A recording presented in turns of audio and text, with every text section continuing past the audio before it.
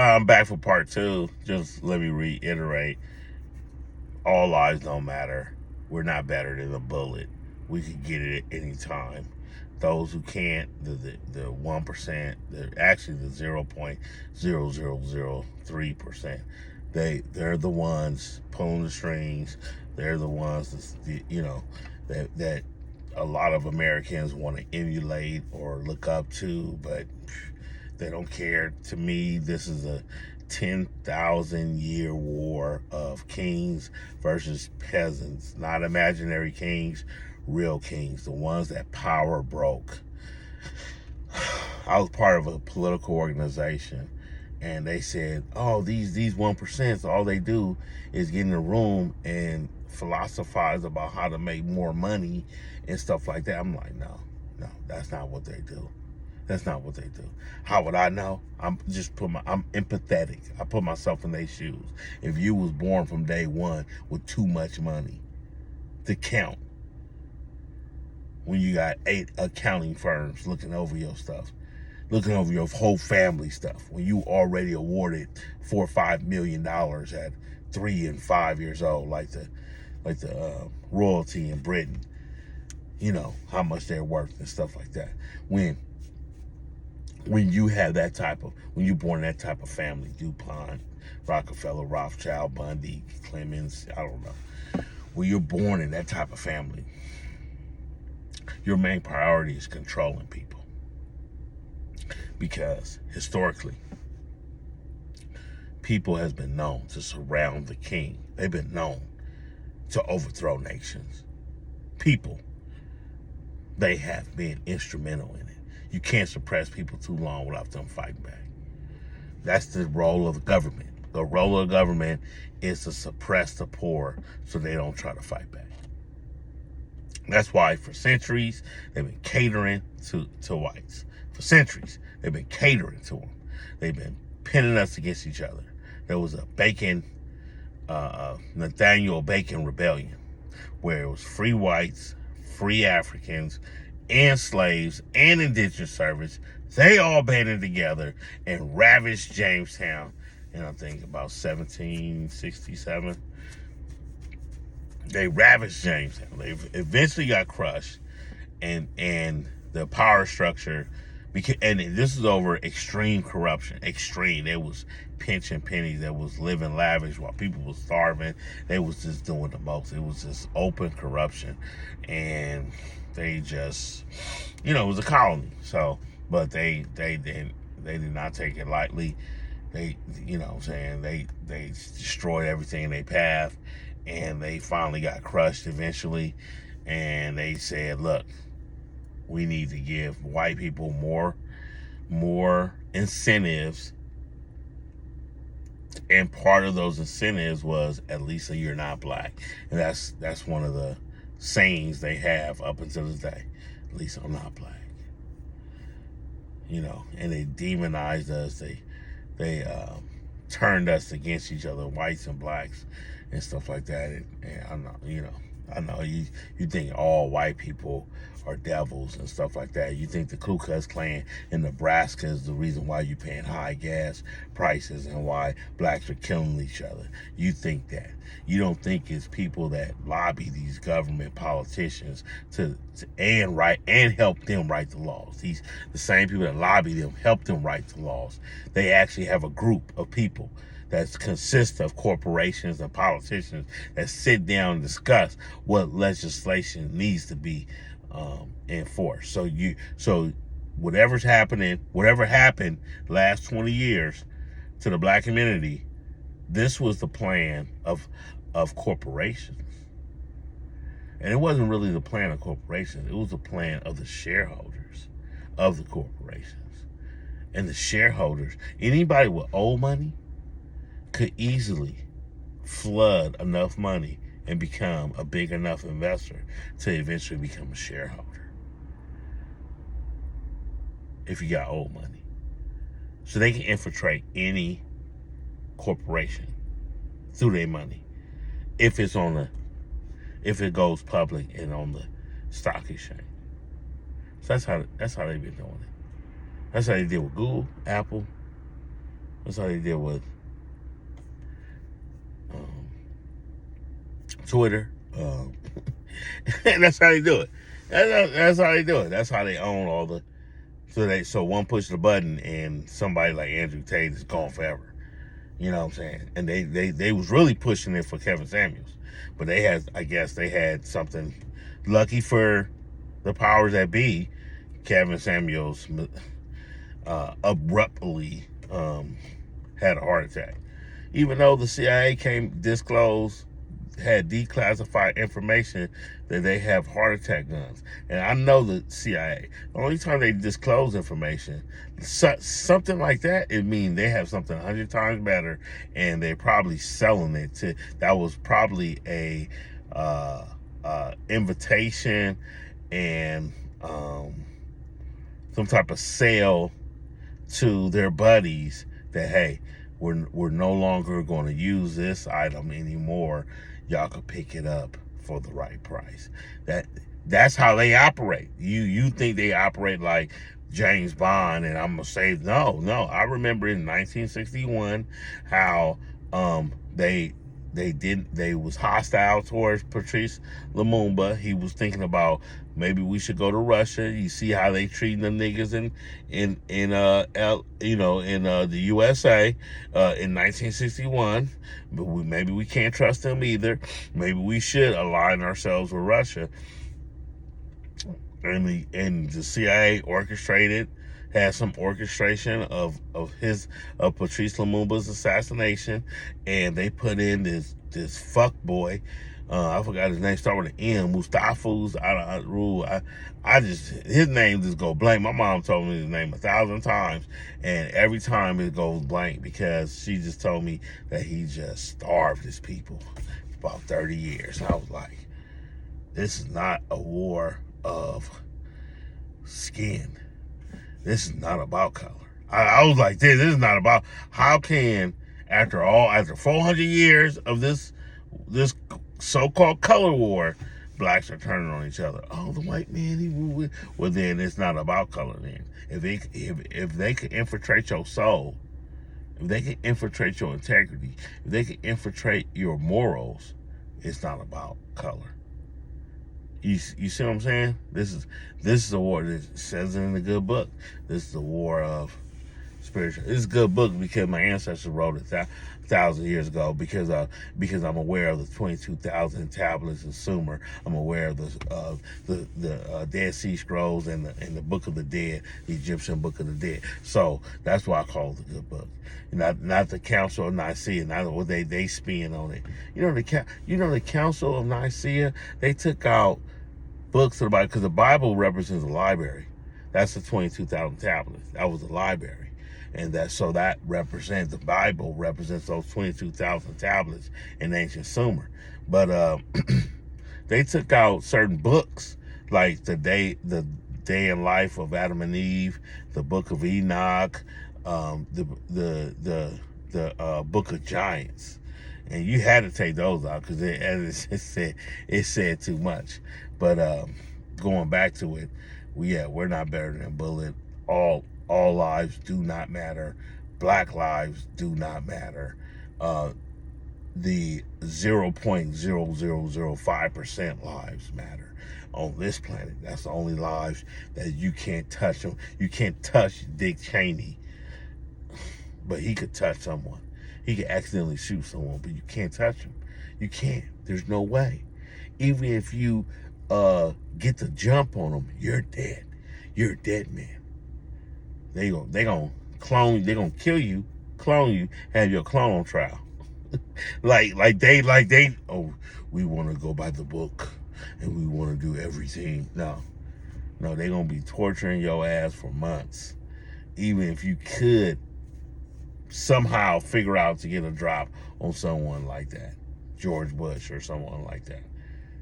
Oh, also, there's another theory that I have too. I know y'all tired of conspiracy theories. CIA coined that. You know what I'm saying? The media demonized it, and to this day, the media, see, this is why I don't have no loyalty for the media. The media, I've sat there in the 80s and listened to the media demonizing blacks, and then continue their demonization for the next 30 years straight. Y'all want to talk about how Trump was talking about the Central Six? The media was parading him on there. The media demonized the Central Six to the point where somebody had to speak out on it, and Donald Trump spoke out about it, and the media had him open arms. They wasn't talking big shit about him then. They was rolling out the red carpet. Best believe. So yeah, the media demonized the LA Times and the New York Times. They demonized the word conspiracy theory. But here's my theory. The corporations, aka shareholders, aka old money, aka the ones that's not better than a bullet, the ones that lives really matter, these people wanted to go to war with Iraq. The American people said no. We pleaded no. We protested no. We said no, no, no. UN said no. George Bush said we already there and we already bombing. What was that? Oh, we already there. Sorry.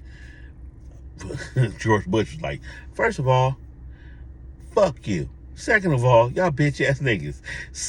Third of all, we already there. That's put it short. If his, you can paraphrase it how he'll say it, but that's what I was hearing. The words, the words underneath the words. This is what my Lord and Masters want. We're doing it. Saddam Hussein. Somebody said, yeah, he an evil person, but he was dealing with the terrorists. We took out Saddam Hussein, then we had to worry about Al Qaeda and ISIS. Still got to worry a little bit more about ISIS. So y'all went over there, killed all those people, killed all those innocent people, just to make the world worse. And because we was protesting, the American people, they want to punish us, starting with the whites. So they put Barack Hussein Obama.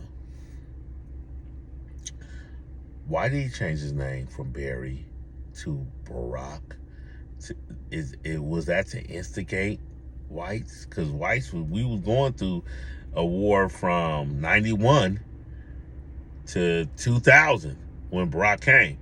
91, 2001, that was 10 years. We was already warned against Islamic extremists, and then we gonna vote in somebody named Barack Hussein. Why did he change his name? He changed his name to Barry. He could have changed his name to Barry Washington. You know what I'm saying? He could have changed his name to some Jamal King. He could have changed his name some that sound black.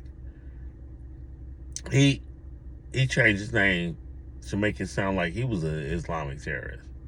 That didn't make no sense. Did that make any sense? Why would you change your name, dude? And then say you Christian? How you gonna be Christian with an Arabic name? That ain't make no sense. Why? And I was born Muslim. My name is Saif. That's my name, Saif. My middle name is Jihad. I was born with those names. Saif, Jihad. That means Holy Sword of the Holy War. My last name is Noble. I was born Muslim. You see how I still have a English, a slave name. My last name is a slave name. He doesn't have that. We do. We have the slave names. They will never make one of the slave names of presidents. Put yourself in their shoes. Be empathetic about it. Put yourself in their shoes. Why? They be like, Washington. So our first president owns this president? That's how they look at it. How else are they going to look at it? How is a racist person going to look at it? You still bore our slave names. Y'all don't even got enough sense to change y'all names up. Y'all last names up. Najib in Arabic. Noble is Najib in the Arabic. So Saif, Jihad, Najib. But see, even then, you can be like, okay, Najib is Arabic for noble, and his slave name was Noble. You see that? You can even see how eventually I'm tied to the 400-year experience. That's what the FBA, the ADOS. I'm not trying to create divisions. That's silly. It's silly to create divisions. We got bigger problems. I'm just saying how the U.S. treats the 400-year experience people. Like we will get somebody from somewhere else. His American ties is his white mom. We're not going to get the 400-year people. We're not gonna get one of y'all.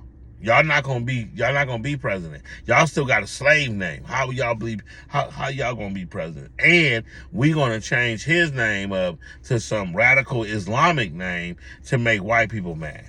So because we didn't want to go to Iraq, they're punishing us for that.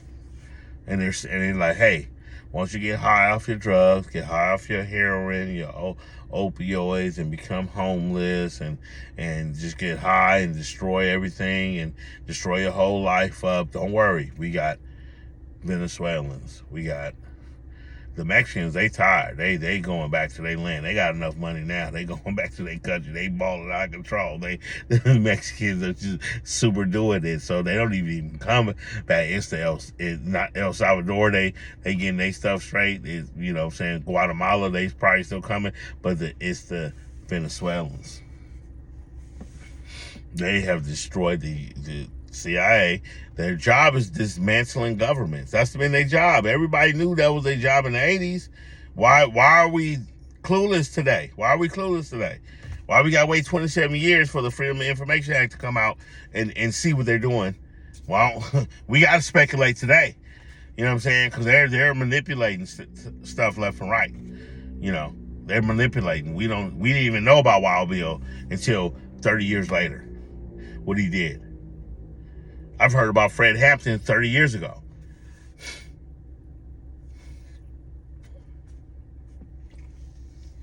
I never heard about what Wild Bill betrayal was. You know, check out the movie Messiah, the Black Messiah, Judas and the Black Messiah. You know, I never knew that he was betrayed like that. So, you know, all I heard was my mom always told me that Fred Hampton, the police busting in the door at 4 a.m. So I'm thinking 4 a.m. he was dead. He was dead asleep. I didn't know he was actually. I was like, why wasn't other Panthers protecting him? And there was. You know, like that scene in there. I'm sure it went down something like that. But for sure, I know that Panthers were protecting them because that would be protocol. That would be definitely protocol. But to summarize it up, we're being punished. Americans, yeah, you see it, high gas prices, stuff like that. You know, Trump had to intervene. Hey, and focus. We about American people. We about this and that. This, you know, and some people like, oh, Trump. Oh, he's a racist. He's this. He's that. Look. Just like the racists in Nebraska, just like the Ku Klux Klan in Idaho, just like the Ku Klux Klan in Denver or Portland or Seattle, they're not my problem. They can't come to 89th and Compton Avenue and kill two black 15-year-olds. That happened about 4 days ago. Five or 6 days ago, that happened. They can't do that. But people that create the policies, the Democrats in Philadelphia, in Detroit, in Baltimore, in Chicago, in LA, it's going down. Blacks are literally killing each other. Why in these Democrats is everywhere? It's the poverty. Why is there so much poverty? Who are they really taking care of? Because Rodeo is balling. Bel Air is balling. East LA is nice. Have you ever talked to some of these people from East LA? They're some of the best people in the world. East LA. East LA. Some of the best people in the fucking world. I've been dealing with East LA all my life. Some of the best people in the world. I'm not talking about the projects and the cholos and gangbangers. I've been in the projects many times in East LA. I'm like, oh man, they kill blacks. No, nothing like that. It's nothing but workers there. People that work and trying to stay under the radar. But their kids, well educated, have brilliant conversations with them all the time. All the time. But here in South Central, in Watson, Compton, they first corroded black people's minds. They made us believe that the streets was sexy. They made us believe that, while they were building prisons, hey, we think y'all should do crime. Have you checked out that movie Goldie? The black exploitation movie. So while they digging, they digging for the next prison. Niggas. Check out that movie. Niggas. They digging, they building the next prison. They building these prisons for us. Duh. Why? Stop, blacks. Stop thinking that you're white. Stop trying to. This whole thing about equality. There it is. We want to be equal to blacks. Now, women want to be equal to men. We want to be equal to. Blacks want to be equal to whites. Now, women want to be equal to men. And you're like, that's right. Blacks aren't even equal to blacks. I'm not equal to Jordan. I'm not equal to Beyonce. I have the same opportunities. I have the same 24 hours, but we're not equal. We're just not. I'm sorry. I'm not equal to Shaq. I'm 5'4". I'm 5'4". I'm not equal to Shaq. Blacks aren't even equal to blacks. How are we going to be equal to whites? And what type of white we want to be equal to? The homeless whites? The whites on drugs? The hippie whites? Oh, the corporate whites. We want to be equal to the corporate. The whites ain't even equal to the whites. The hippie whites ain't equal to the corporate whites. Wall Street ain't equal to Woodstock. Whites ain't even equal to whites. So how is blacks gonna be equal to black? How is blacks gonna be equal to whites? If whites aren't even equal to whites. If blacks ain't even equal to blacks. You use the same argument with women. How is women going to be equal to men? Women ain't even equal to women. You go to a strip club and see that. You go to a strip club and be like, bam, she's got it, she don't. You go to a strip club and see that, let alone Cardi B making, how much does she make? 50 million, 70 million? How much Cardi B makes? Compare that to her old stripping buddies. You see, there's no equality there, right? Women ain't even equal to women. I'll blow you out the bottom. Rihanna, Beyonce, Oprah. And these are black women.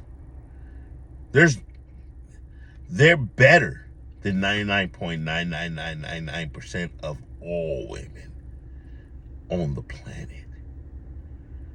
Alice Walton, she's worth $35 billion. She's one of the children of Mr. Walton who founded Walmart. She's Alice Walton. She's worth $35 billion. I went inside of Walmart. I said, you know who Alice Walton is? They were like, no. I'm like, you must not know that she donated $1 billion to an art gallery instead of donating that $1 billion to her workers, Walmart workers. But that's not good business. You give a homeless person $1, they're gonna want another one. They gonna want another one. You feed a dog, they're gonna want more to eat, more and more and more. Huh? Teach that dog how to go get it. He won't ask you no more. Teach that homeless man how to get and keep a job. He won't ask you no more. So it's not good business to give, just to give, even though people need it, like reparations. But you think you're white, black people. You think you're white. You think that America is a good guy. If you don't think America's a good guy, then you should just stop with the reparations thing off the table. If you're trying to prove it legally, they gave reparations to the slave owners for compensation of losing their property of slaves. So reparations was already paid. With slavery, reparations was paid with the survivors of the Tuskegee syphilis experiment, and reparations was paid to the survivors of Rosewood and the Black Wall Street. They gave. So that whole argument of they gave all this money to all these other people and they didn't give it to us. They did. Yeah, they did. If you could prove in a court of law that the money is owed, it's our money. No, if I rob you, it's not your money no more.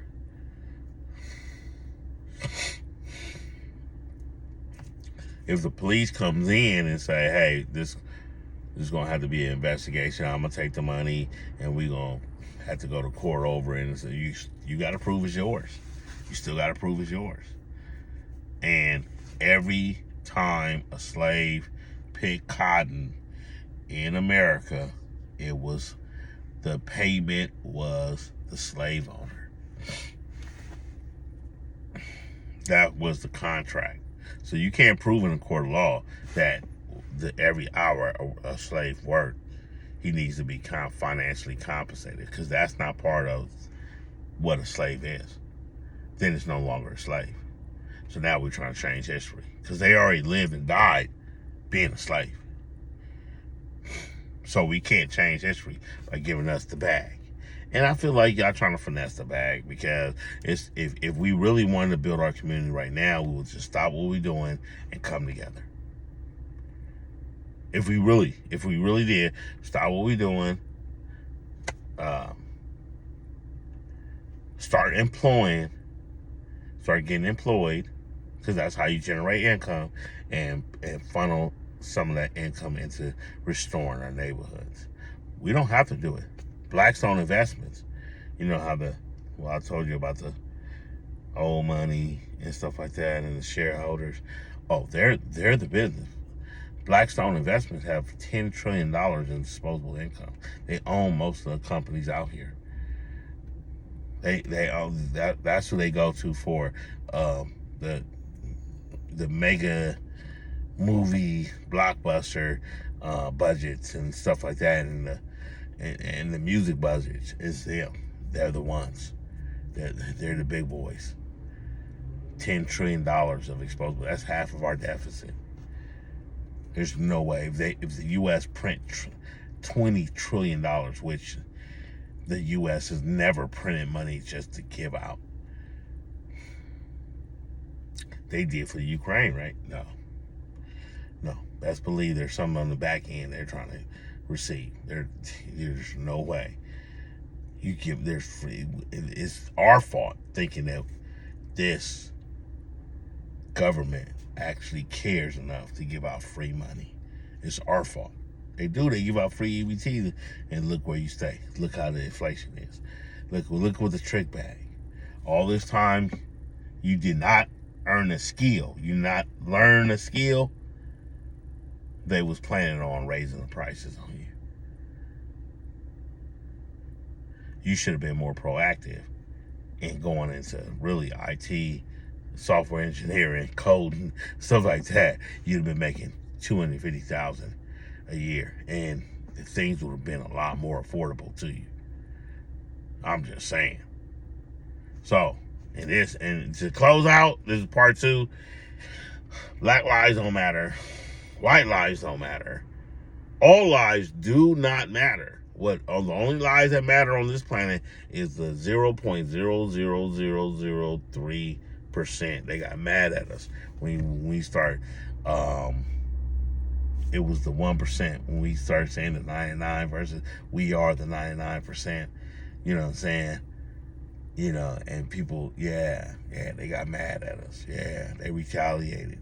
They retaliated through gangster rap. Hey, pop pills, hey, lean, sip, drug, pop pills, opioids, relaxers, Molly Percocet, Molly Percocet. Oh yeah, yeah. So they infiltrated our culture is more powerful than we think, black people. Jazz. We got the whole entire country together when we created jazz. Hip hop. We got the whole entire country together. This is why so many white people coming out the woodworks loving us. Because of hip hop. And we let our enemies just scoop it up while we act super thirsty. Just give me $1 million. And I'm like, yeah. And that $1 million gonna stretch for 7 years, and you're gonna give me 7 albums. So that $1 million's gone in like 4 months. And you got 7 more years. Or I'm sorry, 6 years and 8 more months. That's how they doing it. We even get sold for a jelly roll on that. On that note, man, I'm out, man. I don't know what else to say, dude. You know. But the Kanye, so that's the conversation I'm sparking with the Kanye West and Candace Owens White Lives Matter shirt, because they're playing reactionist. No one's really saying, look, when it comes to these straight white couples, white lives don't matter. When it comes to the police, it matters a lot more. They matter a lot more with the police. But when it comes to the government and the policies, white lives is mattering less and less. Black lives never mattered in this country. Black lives never mattered in this country. Pick a year. 1608. Oh, I'm sorry. If you go by 1555, but 1617, 1781, 1814, 1906, 2002, 2022. Black lives never matter in this country. Never. That's why I like the slogan. Because it's through a shine spotlight. Black lives never matter. I don't care what you think. I don't care what you think. You can find. I told that to a Latina girl. She was like, I could tell she was very liberal. So she was like, "What do you mean? Black lives never matter." Cut the crap. You have a grandmother. You have an auntie. You have somebody in your family that just don't like us. You have a horror story about us, like your mom's getting robbed. If you live in LA, they be robbing these Latino mothers, black people. They be like, why you telling me? We can't even be truthful. And now they using it against us. Now we being censored. Now we can't even tell the truth. So go ahead with this weirdo language and changing up of words and rearranging words. Go ahead with this weirdo shit. They're gonna use it against us. What they doing now? They using it against us. Thank you for your brilliance, black people. Thank you. Go ahead. Why don't we just keep it real? Racism means loving your race. Look it up in the dictionary. I'm a racist. I love my race. I don't have to hate nobody else's race. I love the Latino race. I love the other races. I love the Asians. Some of them, Koreans. I pray for the Koreans. I'm praying for the whites. You know what I'm saying? But there's some whites I love. I love having a conversation with whites. You know? But the problem is, blacks need to love each other. That's the problem. We're forced with colorism. We don't like our hair. We don't like our eyes. We don't like our skin tone. And growing up, I'm talking about growing up. Your peoples are telling you this. Growing up, you have to hear this bullshit. They have to indoctrinate you. That's from everywhere. From the projects, you got the sorority deltas, the well-to-do blacks. Blacks are just doing good. There's no to get master's degrees. Their parents both got master's degrees. In order to stay in a well-to-do class, they have to get master's degrees. And they still have a paper brown test.